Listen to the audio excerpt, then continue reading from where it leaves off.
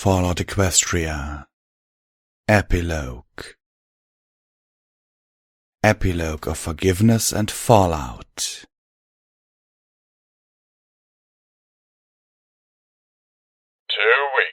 It's been 2 weeks since afternoons at Wastelanders everywhere have come to call the day of sunshine and rainbows. The day that massive surges of rainbow light and sound, sonic rainbooms, burst from 23 of the great towers, clearing away the blanket of clouds that had covered the skies above for all our lives and the lives of everyone and everything born after the Great War.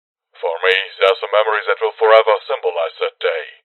I looked up, watching those expanding rings of fantastic rainbow light burst the clouds, sending showers down on the wasteland. And as I turned my face towards the sun for the very first time, I saw how the misty rainfall sparkled, and then I spotted a balefire phoenix, her coat a majestic, iridescent emerald and gold, dancing and cavorting amongst the ethereal rainbows forming all across the sun-drenched sky. It was the single most beautiful sight I had seen in my long life. Thank you, little Pip, from all of us. Now, children, as you know, the sonic rainbooms also tore most of the remaining Enclave raptors out of the sky. The few that remain have returned to the side of the Enclave remaining Thunderheads, and have turned their firepower on the Pegasus ponies who have risen up to throw off the Enclave's tyranny. The war is over, but it would appear that the war was just the prologue to another bloody chapter in equestrian history. Civil war tear apart the sky, and here below the remnants of Red Eye's armies have divided into war camps, each determined to carve out a swath of the wasteland as their own little empire, the ground soaked in violence and the blood of any pony who challenges them. But this time is different, children, because this time we have hope. Hope that the Equestria of tomorrow will actually be a better place than the Equestria of today, and that we may actually know peace in our children's lifetime. Hope brought to us by our Lightbringer, yes. And more importantly, hope brought to us by ourselves, by our embrace of our nobler nature. Over the last few weeks, the actions of so many of you have shone more brilliantly than the sun itself, so much that it's made this old DJ cry. Children, old DJ Pawn 3 ain't never been prouder of ya. Now listen up, children. Old DJ Pawn 3 got a message for you all faithful listeners, and this one's important. The word of the day is forgiveness. We've all suffered at the hoofs of the Enclave, and I know just how easy it would be to direct all our hate towards every pony out there with wings.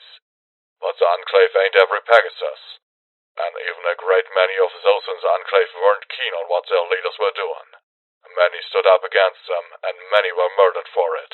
We need to embrace our Pegasus sisters and brothers, welcome them. Things are gonna be hard for them. Hell, hard for all of us. We need to show love, tolerance, and acceptance. We need to be the sort of ponies the Stable-Dweller trusted and believed we could be. The sort of ponies you've proven you can be. Same message goes for the Alicorns. They ain't the monsters they used to be. They're ponies, hurt ones at that. Yes, there are several poisonous apples out there. Some of them just don't seem to know any other way. But most of those Alicorns are just lost. They're trying to figure out who they are to reckon their place in this world. Not unlike a certain little unicorn who stepped hoof out of a stable less than 3 months ago. And there are some, more than just a few, who have chosen to side with the heroes of the wasteland. So if you see an alicorn, keep your weapon loaded, but try talking first. You might just find a friend. Remember, children, it's the one great truth of the wasteland.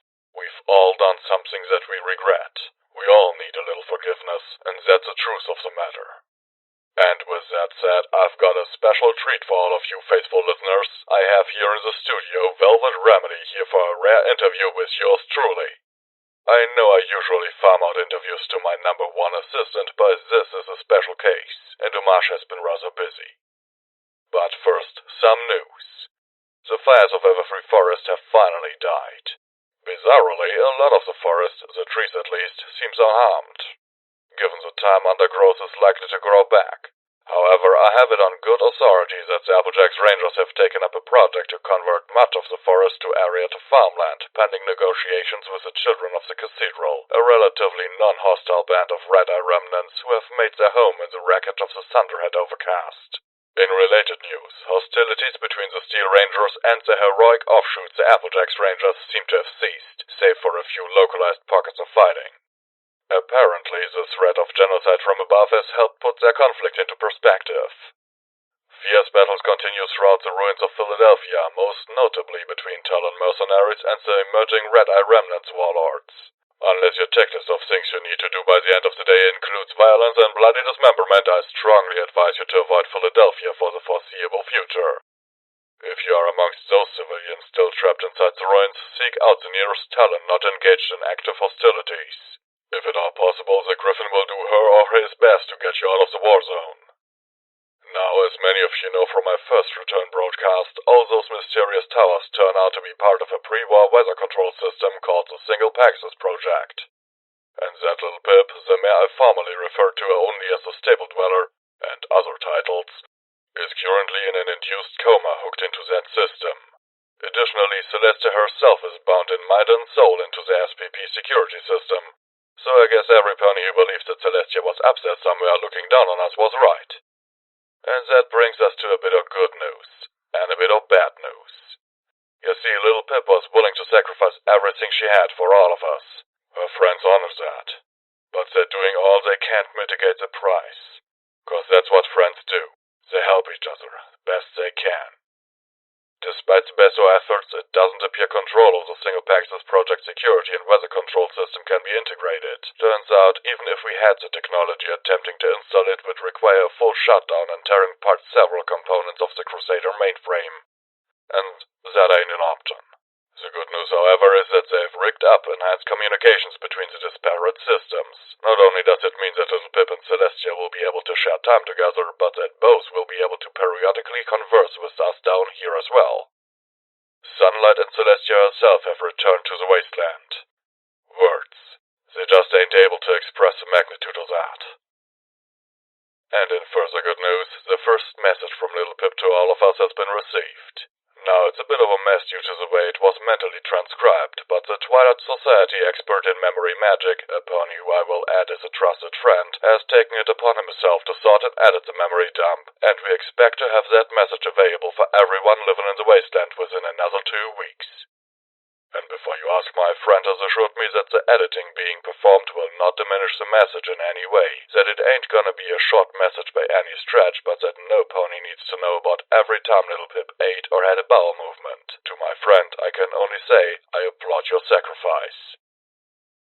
Finally, a bit of personal news.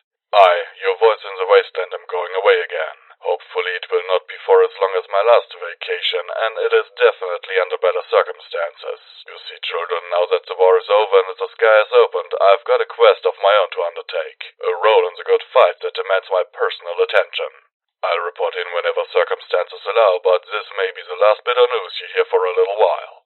Now I hear some of you faithful listeners asking, "Hey, DJ Pawn 3, does this mean little Pip is up there keeping an eye on us all the time too, like a new benevolent goddess?" Well, I can tell you she wouldn't much care for the comparison, and the last thing she wants is to be prayed to. That's not a role she seeks for herself. Plus, I have it on good authority that she will be getting some long and well-earned rest. On the other hoof, even though I know she ain't that kind of pony, I'd still hesitate to throw around the old May lightning strike me if, phrased quite so casually now. And I, for one, am already building up my stockpile of colorful little Pip spheres. And on that note, I introduce Velvet Remedy. Hello, medical pony. May I call you Velvet? Of course you may. We're going to be traveling together for a while. Familiarity is expected. Yes. As it turns out, faithful listeners, Velvet here will be accompanying me on my little sojourn, as will her husband, Calamity, hero of the Battle of Dragon Mountain. How is Calamity doing after his surgery, VR? Can I call you VR? No, and he's recovering nicely. The implants are compensating for the permanent muscle damage, and I believe that he will regain his full flying capabilities with sufficient exercise and nagging. Ah, yes. The nagging, I suspect, is the most crucial element to recovery. Did I hear you say enhanced communication? Well, that explains it. I thought I heard Omarsh saying something about the tower's spare parts from Stable 29 and a threesome. Hey, is it my fault the mare's a perv? Not touching that one, and you know why. Huh. Anyway, let me first say how joyous it was to hear your broadcast that morning 2 weeks ago. All DJ Pawn 3 ain't never been so happy to be upstaged. What? I didn't. You weren't even... Oh, just a joke. But it's no joke that your voice was a blessing in a pretty dark hour. Oh, thank you. I just did what I could. And from what I hear, you got a little quest of your own that you're raring to take on before we all begin our little adventure. Why don't you tell us about that? Yes, we're going to try to save Fluttershy.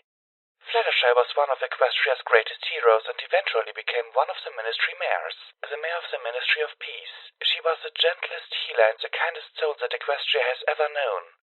Yes, she made mistakes, errors in judgments that played a role in the apocalypse, but her mistakes were born of kindness and the genuine efforts to save lives. The portal to hell is opened with an incantation of good intentions, and what she has suffered in the last 2 centuries has been beyond the pale. The punishment has far exceeded any crime. Tragically, a wasteland specialty. Fluttershy sounds like the sort of pony the equestrian wasteland really needs. What happened? How can she be saved? 2 centuries ago she was brutally transformed by killing Joke. It may be possible to reverse that cruel magic and save her. For the last week Zenith has been working on a brew, a modification of an old recipe to relieve the transformations caused by poison Joke, and it is finally ready.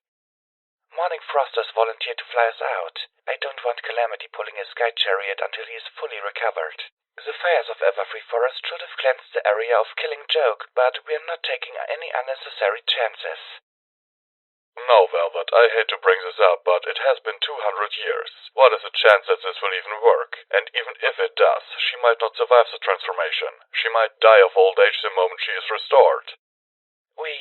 I know, but Fluttershy deserves our efforts to try. And even in the worst case, she deserves peace. After 200 years of undeserved torment... Sorry, please, give me a moment. Take your time. Thank you. I'm alright. Hey, no problem. This is understandably emotional. You were saying? I was about to say, just in case we've created a recording that we are going to play for her before we attempt this, the recording is from all of us. I believe your assistant Omage took part in making it and helped little Pip and Celestia add their voices as well.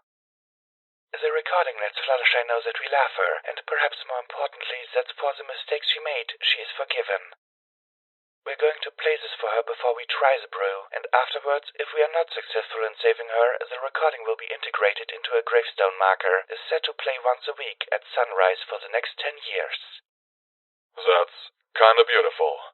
Of course I really hope that it isn't necessary. Again, thank you. No, VR, for all you've done and all you're going to do from all of us in the Equestrian Wasteland, thank you. Everyone deserves thanks. We all did our part. And if I may ask, how are you doing in the wake of it all? I know that, since your return, you've seemed a little... melancholy. Really? Well, a lot happened. To me, to you, to Equestria. Can't go through all that and come out of the same pony. But that's just life. Life always changes. And I'm afraid that's all the time we have today, faithful listeners. All DJ Pawn 3 got some packing to do, and I need to program a good week or 3 of music before I go. One final announcement. Earlier I was able to spend some time with Velvet here in my recording studio, and starting today, Velvet Remedy's Equestrian Anthem will be part of our musical rotation. Knew you'd enjoy hearing that. But for now, I'll leave you with this song, an old favorite. I dedicate this one to Strawberry Lemonade, Amber Waves, and every other pony who gave their lives at the Battle of Dragon Mountain. You stood fast, defending valiantly without even knowing what you were dying to protect, only trusting that your sacrifice was for the good of all Equestria. Your bravery and loyalty are unparalleled. And I promise you this, you didn't die in vain. Someday, very soon as my little quest is complete, everyone will understand your sacrifice, and history will remember your names with reverence. Thank you for listening, children.